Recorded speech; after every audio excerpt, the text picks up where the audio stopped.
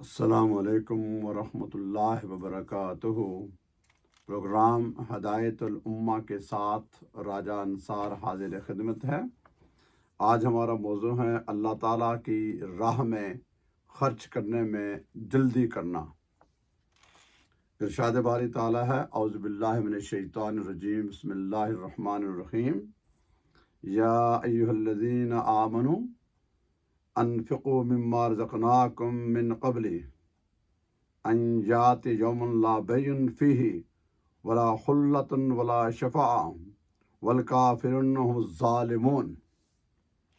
اے ایمان والو، جو کچھ ہم نے تمہیں عطا کیا ہے اس میں سے اللہ کی راہ میں خرچ کرو، قبل اس کے کہ وہ دن آ جائے جس میں نہ کوئی خرید و فروخت ہوگی اور کافروں کے لیے نہ کوئی دوستی کارآمد ہوگی اور نہ کوئی سفارش، یہ کفار ہی ظالم ہیں۔ تو فرمایا سورہ ابراہیم آیت 31، کل عباد الذین آمنوا یقیموا الصلاۃ وینفقوا مما رزقناہم سرا وعلانیۃ من قبل ان یأتی یوم لا بیع فیہ ولا خلال۔ آپ میرے مومن بندوں سے فرما دیجئے کہ وہ نماز قائم رکھیں اور جو رزق ہم نے انہیں عطا کیا ہے اس میں سے پوشیدہ اور اعلانیہ دونوں صورتوں میں خرچ کرتے رہیں، اس دن کے آنے سے پہلے جس دن میں نہ کوئی خرید و فروخت ہوگی اور نہ ہی کوئی دوستی کام آئے گی۔ پھر فرمایا سورہ المنافقون آیت نمبر 10، وَأَنفِقُوا مِمَّا رَزَقْنَاكُم من قبل ان یاتی احدکم الموت فیقول ربی لولا اخرتنی الی اجل قریب فاصدق واکن من الصالحین۔ اور تم اس مال میں سے جو ہم نے تمہیں عطا کیا ہے اللہ کی راہ میں خرچ کرو، قبل اس کے کہ تم میں سے کسی کو موت آ جائے، پھر وہ کہنے لگے، اے میرے رب، تو نے مجھے تھوڑی مدت تک کی مہلت اور کیوں نہ دی کہ میں صدقہ خیرات کر لیتا اور نیکوکاروں میں سے ہو جاتا۔ یہ آیات کریمہ بہت ساری میں سے 2-3 کا انتخاب کیا ہے کہ جس میں اللہ کی راہ میں اپنا مال جلدی خرچ کرنے کا حکم ہے۔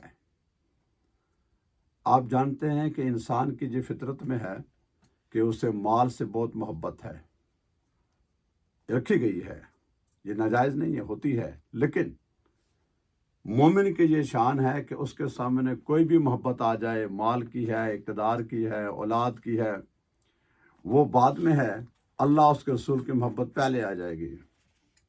تو مال انسان کو جو کہ پیارا ہے، اس دنیاوی کام کاج میں کام آتا ہے ہر مقام پر، تو آدمی کہتا ہے کہ اس کو میں جمع کر کے رکھوں، اور ایک حد تک اپنی ضرورت کے مطابق جمع کرنے میں اجازت بھی ہے، ضرورت کی حد تک، لیکن اس کو نفس کو مارنے کے لیے اور اللہ اس کے رسول کی محبت کو سب سے پہلے مقدم رکھنے کے لیے انسان اپنی مومن اپنی مال اور زر، اس کی مختلف قسمیں ہیں، نقدی بھی ہے، اناج بھی ہے، تحفے بھی ہیں اور ضروریات زندگی بھی ہیں، اور جن کے پاس مال نہیں ہے، علم ہے، وہ اپنا علم اپنے اللہ تعالیٰ کی راہ میں خرچ کرتے ہیں۔ کسی کے پاس اختیار ہے، ایک سرکاری افسر ہے، اس کے بعد نقد پیسہ تو نہیں ہے اتنا، لیکن جو اس کو اللہ نے اختیار دیا اس سے غریبوں، محتاجوں، کمزوروں کی مدد کرتا ہے۔ کسی کے پاس عقل مند ہے، ایک بہت سمجھدار آدمی ہے، اس کو اللہ نے یہ دی ہے، یہ بھی ایک مال کی ایک شکل ہے کہ وہ لوگوں کو نیک مشورہ دیتا ہے۔ وہ عموماً مال سے مراد یہ پیسہ لیا جاتا ہے، وہ اناج کی شکل میں ہو، نقدی کی شکل میں ہو، سونا چاندی کی شکل میں، آج کل کے دور میں وہ روپیز اور ڈالرز اور پاؤنڈ کی شکل میں ہو، وہ سب کو پتہ ہے۔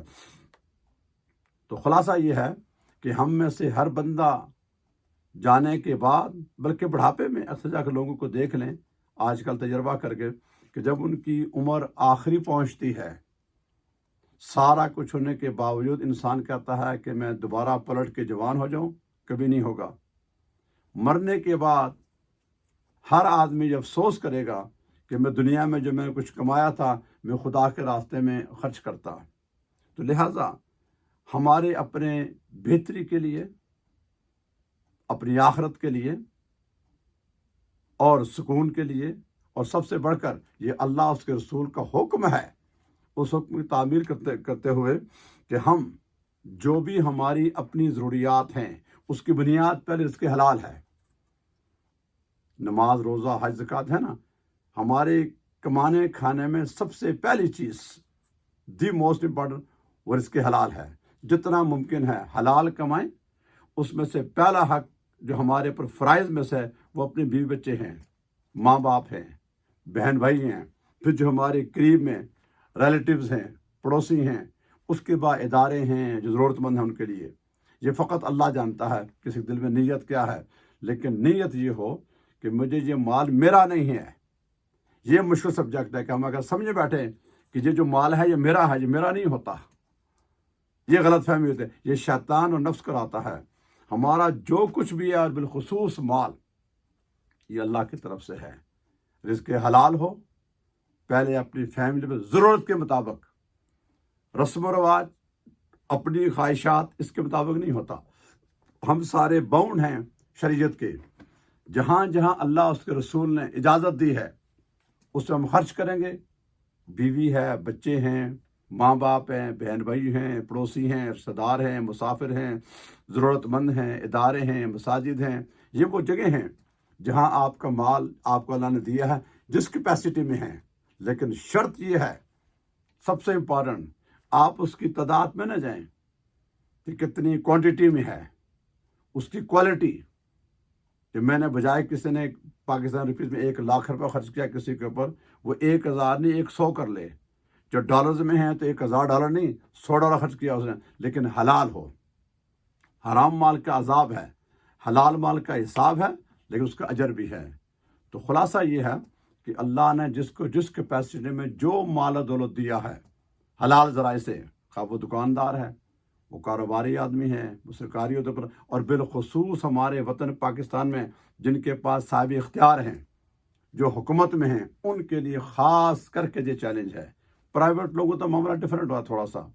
ان کے اختیار میں جو پاورفل ادارے ہیں، ان کے جو افسران ہیں، وہ لوگ ہیں، ان کے لیے خاص کر کے یہ امتحان ہے کہ پہلی شرط رزق حلال ہو، اور پھر اس کے بعد اپنی ضرورت کے بعد جلدی جتنا ہو سکے بغیر کسی کو بتائے، خواہ وہ اعلان کر کے دیں یا چھپ کے دیں، دونوں صورتوں میں ہیں، لیکن ہر صورت میں اللہ کی راہ میں دل کھول کر، یہ کسی کو دکھاوے کے لیے نہیں یا دل کو تنگ کر کے نہیں، کھل کے دیں.